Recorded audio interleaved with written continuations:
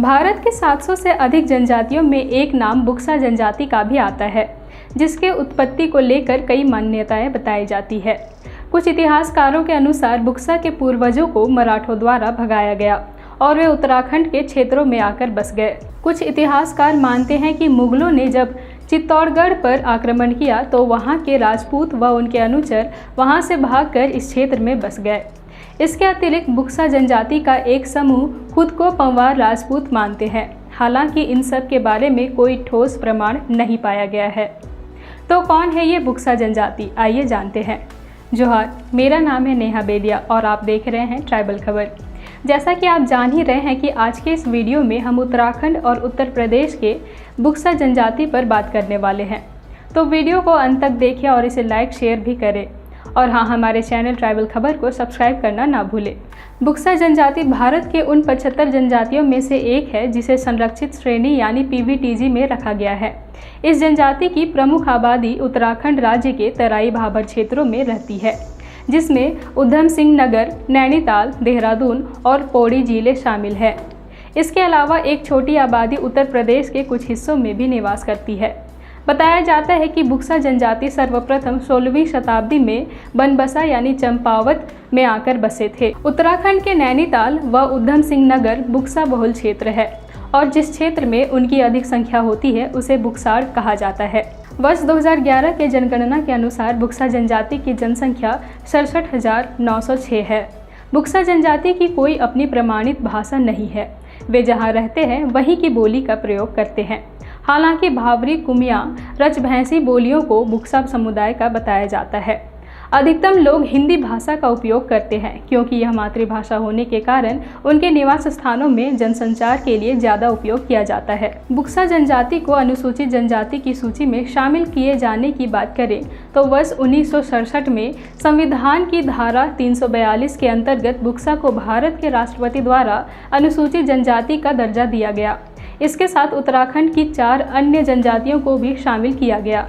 इससे पहले उत्तर प्रदेश सरकार द्वारा वर्ष 1950 में बुक्सा को अनुसूचित जाति तथा सन 1956 में पिछड़ी जाति में शामिल किया गया था।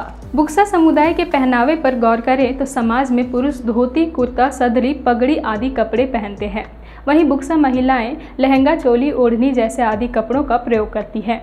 बुक्सा समुदाय की सामाजिक व्यवस्था को देखें तो उनके परिवार में भले ही पितृसत्तात्मक व्यवस्था होती है, लेकिन समाज में महिलाओं को उच्च स्थान प्राप्त है। बुक्सा समाज में बहुविवाह प्रचलित रहा करती थी, जो अब समाप्ति पर है और एक विवाह करने को ही ज़्यादा अहमियत दी जाती है। बुक्सा जनजाति यदुवंशी, राजवंशी, पंवारवंशी, तनवार, परतजा आदि गोत्रों में विभाजित है।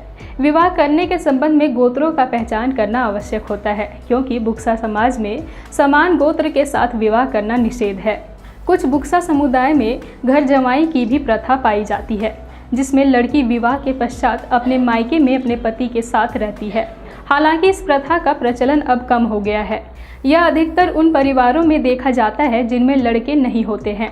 इसमें वंश परंपरा पति के नाम से ही चलता है, जबकि संपत्ति पर पत्नी का अधिकार होता है। इसके अलावा बुक्सा समाज में तलाक करने पर भी किसी तरह का रोक टोक नहीं है, क्योंकि उनका मानना है कि यदि शादीशुदा जिंदगी में पति पत्नी के अच्छे संबंध नहीं रह रहे तो रिश्ते को खत्म कर देना ही बेहतर होता है। बुक्सा जनजाति के धार्मिक मान्यताओं की बात करें तो प्रमुख स्थानीय देवी देवता में ज्वाल्पा देवी, साकरिया देवता, हुल्का देवी, खेड़ी देवी आदि शामिल है।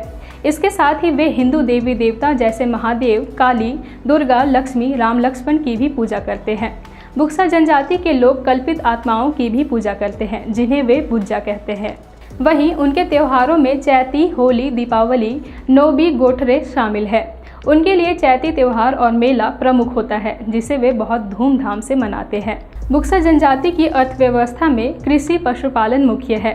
हिमालय की तराई क्षेत्रों में वे खेती करते हैं और परिवार का भरण पोषण करते हैं। चावल उनका प्रमुख भोजन है। इसके साथ मछली पकड़ने का भी प्रचलन है। बुक्सा जनजाति में मदिरा का सेवन बहुत अधिक है, जो उनकी अर्थव्यवस्था पर बुरा असर डालता है। शराब के कारण कई लोग अपनी ज़मीनों को गंवा बैठे हैं और आजीविका के अभाव में किसी तरह जी रहे हैं। बुक्सा जनजाति के लोग पारंपरिक तरीके से अभी भी शिकार करते हैं और जंगल के उत्पादों का भी ज़रूरत के अनुसार इस्तेमाल करते हैं।